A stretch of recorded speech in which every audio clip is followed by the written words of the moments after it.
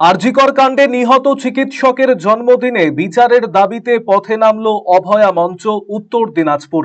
রবিবার এই সংগঠনের পক্ষ থেকে রায়গঞ্জ মেডিকেল কলেজ ও হাসপাতালের সামনে চলে প্রতিবাদ সভা। আরজিকরে পাশবিক ঘটনায় নিহত হয়েছিলেন চিকিৎসক, তার এখন পূর্ণাঙ্গ বিচার মেলেনি। এই পৈশাচিক ঘটনার নেপথ্যে যারা যুক্ত তাদের সকলের শাস্তি চেয়ে এদিন স্লোগান তোলেন অভয়া মঞ্চের প্রতিনিধিরা। মুখে কালো কাপড় বেঁধে ও বুকে কালো ব্যাজ ঝুলিয়ে প্রতিবাদ জানিয়েছেন তারা। এ বিষয়ে প্রতিবাদী ঝুমা মিত্র কি জানিয়েছেন শোনাবো আপনাদের।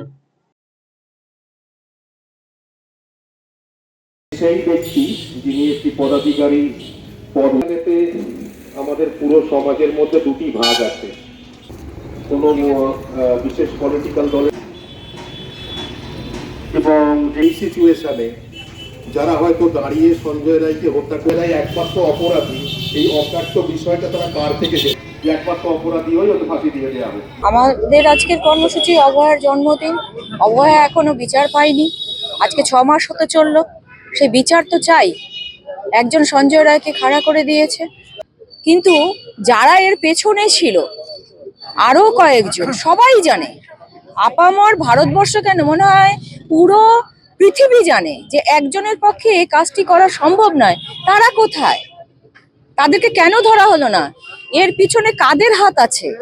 কেন কেন এইসব করা হচ্ছে? তাদেরকে সামনে আনা হচ্ছে না কেন? তার জন্য আমরা রাস্তায়, আমরা অভয়ার বিচার চাই। বিচার এটা কিছুই হয়নি, এবং যারা দোষী, আসল দোষী, তাদেরকে ধরতে হবে, এবং যতক্ষণ না তাদেরকে ধরা হবে আমরা রাস্তায় ছিলাম, আছি এবং ভবিষ্যতেও থাকবো। বিচার আমাদের চাই। অন্যদিকে এই বিষয় সম্পর্কে চিকিৎসক বিদ্যুৎ ব্যানার্জির প্রতিক্রিয়া শোনাবো আপনাদের। কর্মসূচি আমাদের একটি পথসভা চলছে। আজকে অভয়ার জন্মদিন। আমরা অভয়ার কাছে প্রতিজ্ঞাবদ্ধ, যতদিন না বিচার পাচ্ছি রাস্তায় থাকবো, তাই রাস্তায় আছি। তারই একটি কর্মসূচি আজকে। আদালত বিচার দিয়েছে, সঞ্জয় রায়কে দিয়ে পাঠানো হয়েছিল, তার যাবজ্জীবন দিয়েছে এবং সেই একই রায়ে 170 পাতায় পরতে পরতে দেখিয়ে দিয়েছে যে বৃহত্তর ষড়যন্ত্রের আভাস, এবং সেখানে সিবিআই যে কোনো স্পেসিফিক তদন্ত করেনি সেটাও হচ্ছে অনির্বাণ দাস জাস্টিস লিখে দিয়েছেন। ফলে একজনকে তার শাস্তি ঘোষণা করা মানেই বিচার শেষ হয় না। আশা দুরাশার কিছু নেই, এটা আমাদের বোনের কাছে আমাদের প্রতিজ্ঞা।